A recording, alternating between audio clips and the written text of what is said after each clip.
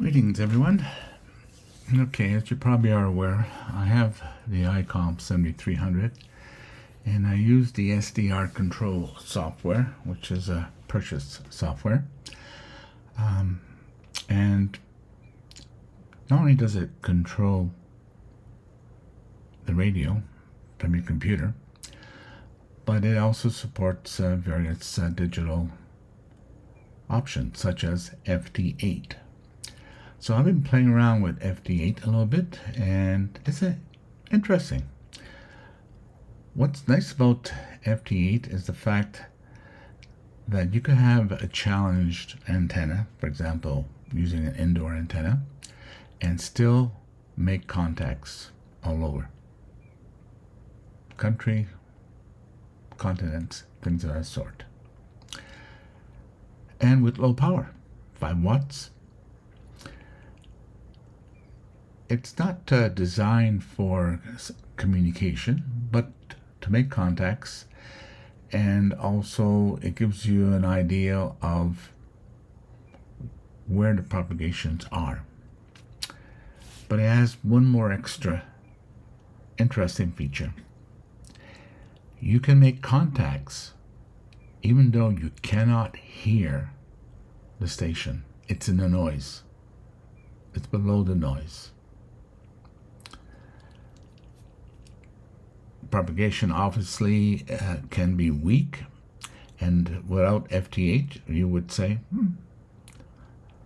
no propagation today, but in reality there's something going on all the time, but usually in the noise. Occasionally it'll be completely dead, that's for sure. It depends on the sunspot activity and other factors, but it's a very interesting mode. It's great to find out where the propagations are, how far reaching it is, if it's more local, long distance. And you can then switch to other modes if you're interested in SSB. There's been, I wouldn't call it an argument, but opinions on how to make adjustments so that you get good results with FT8.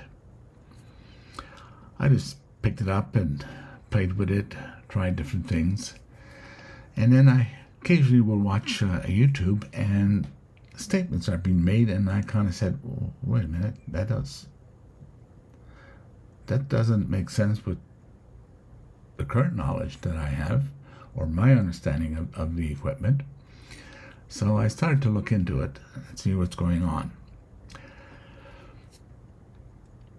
The first thing, of course, I did, I checked the manuals and find out, okay, how do you adjust the ALC? So let me just switch over to the manual. Data mode, USB-D.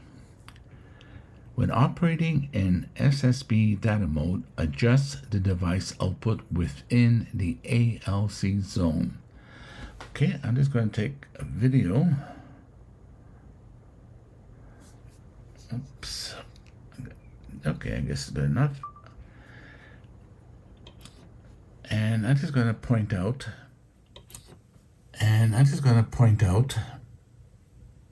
here's the ALC right there. Okay. When you transmit, it has to stay within that zone. Let me do a transmission. I'm going to actually do a CQ. Okay, give it a bit of time. It'll check for clearance.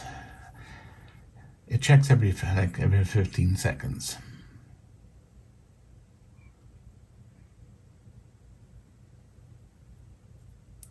Should happen after this. There we go. There you go. There's a blue line over the red. If it goes over past that point, then you're running ALC. And what will happen, it's not that you're distorted, because you can run it full blast, and people with expensive scopes have checked, they couldn't see no distortion. But what it will do, if you have a bit of SWR on there, it will pull back the power. So it's designed also to protect your finals. It's probably good to keep it below. It reduces the heat. Your finals may last longer over a long period of time. But then on some of the videos, people say, well, when I did this, I got more contacts. And he demonstrated using his audio scope. Okay. Notice his flat topping? He said, well, that's distortion. I couldn't agree with that.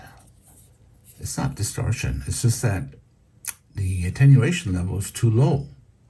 I would need to increase it. There you go.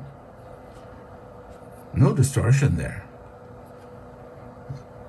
So if he's improving contacts, it's nothing to do with distortion. What I suspect in his scenario, he had the level set at 20, and he turned down the ALC, which I'm going to do here on my computer. And see how I lower down the ALC, but so is my output. Let me just switch.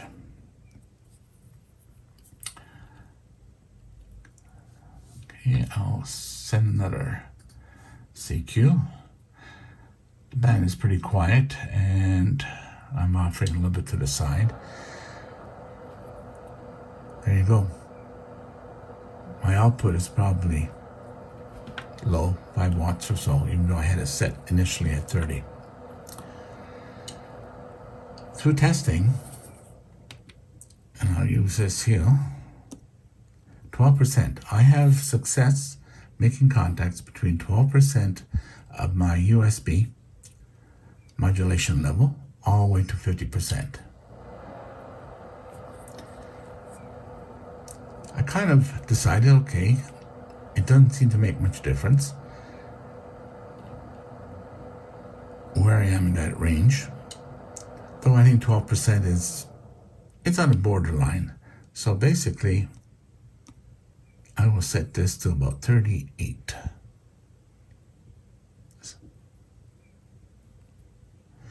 Okay, I'm recording this on the camera.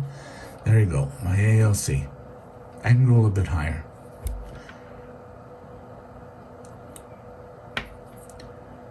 And also, according to Icom, they have what they call a preset, which they created. So when I select that,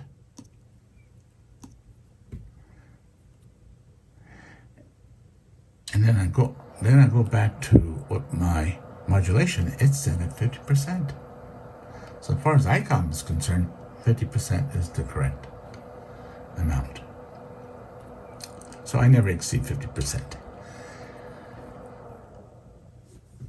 Now, if we go back to the manual, it says,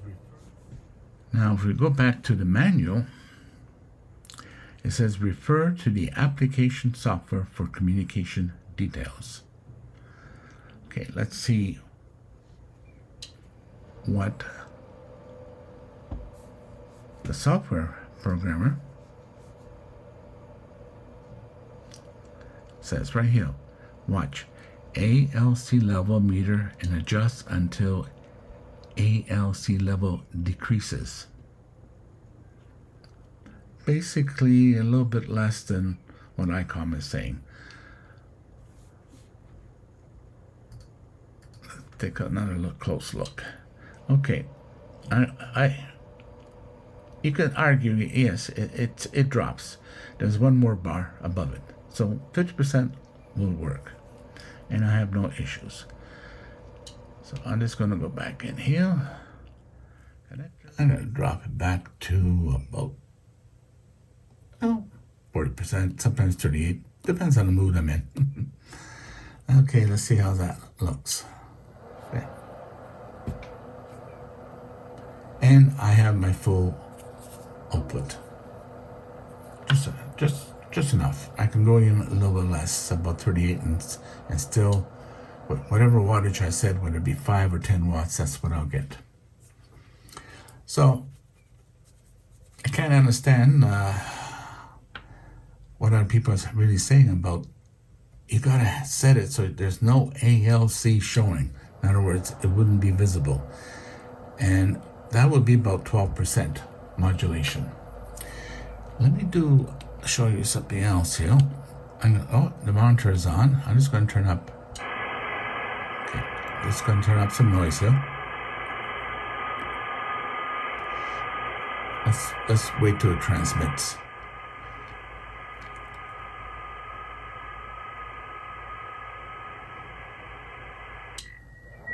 Okay, that's my tone.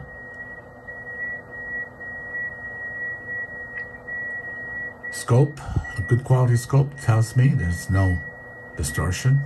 Listening to it tells me there's no distortion. Okay, you can hear some signals there above the noise.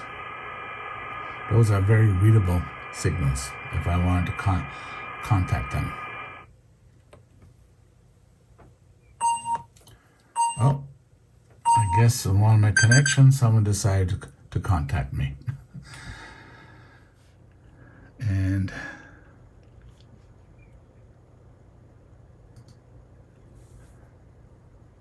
let me see what's going on. Okay, there's a bit of activity that caused me to pause a reply. Yeah, I'm replying now.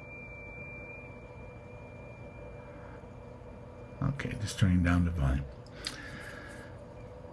And let me check what oh, see, connected at 12%, would you believe? Let's go back up to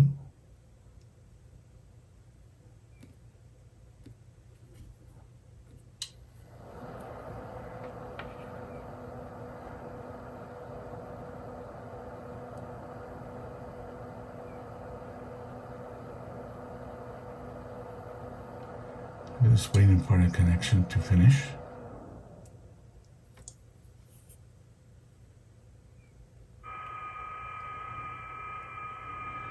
Okay. His signal is minus 5 dB in the noise. No further response. Okay, looks like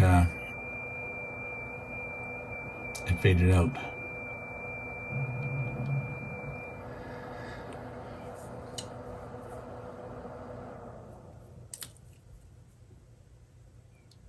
A person who's really gifted with CW and has his ear trained for it, minus 10, minus 15 dB is probably the best he can do, and it's probably with a lot of retries. Okay, he's trying to connect to me again. And I can go minus 20 in the noise and pick up signals no problem. Sometimes minus 25. I have a log here. Let me check to see.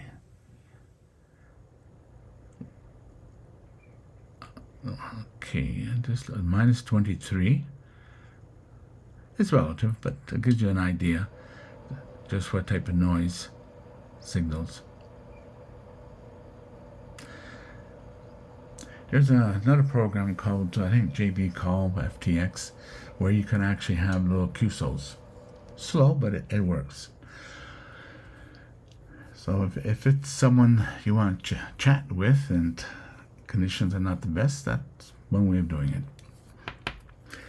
Well, for those who have a 7300, all I can do is mention what Icom says, their settings that they provide, configuration file, and I seem to have good success connecting ALC levels between 12 and up to 50%. So when I hit 12%, it gets a little bit touchy because the output is very low. Hopefully this helps.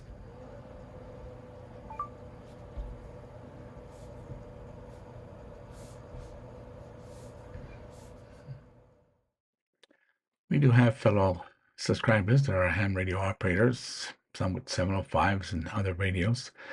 But the principles about ALC is basically the same on all radios. It may vary. Either way, if you're looking into it or curious about it all, here's some information. It would be appreciated if you put thumbs up, subscribe if you haven't already. Otherwise, YouTube totally ignores me. Apparently, they like to see thumbs up. I would appreciate it. And also, it gives me an idea just what subjects, areas my different subscribers have. I have a variety of subscribers, so I have a variety of subjects too, and I also have a variety of interests. And we got another area that we'll be talking about later